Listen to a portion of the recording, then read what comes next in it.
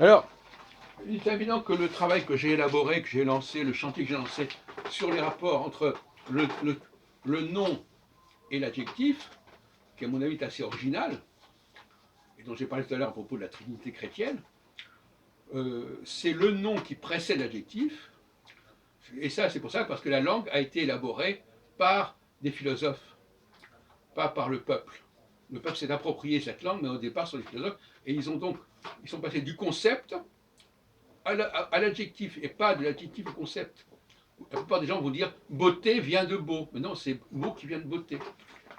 Donc ça, c'est un débat très intéressant, qui est un débat presque de lutte des classes, entre l'élite et le peuple qui revendique la paternité sur la langue, alors qu'en réalité, il n'a fait qu'adopter un système qu'il ne comprend d'ailleurs pas tellement bien.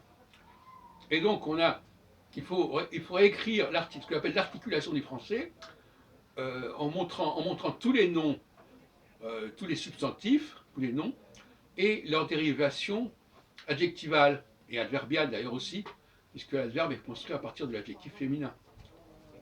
Donc on a quatre états en fin de compte. On a, si on prend, on a non seulement le nom, l'adjectif masculin, l'adjectif féminin, mais en plus on a l'adverbe qui dérive de l'adjectif féminin. Donc ça correspond à quatre stades. Par exemple, active, activement, a été élaboré à partir d'active. Mais active vient d'actif. Et actif vient de action, etc. Alors, évidemment, il y a des cas, il y a certainement des exemples qui ne correspondent pas, mais de manière générale, c'est tout à fait intéressant.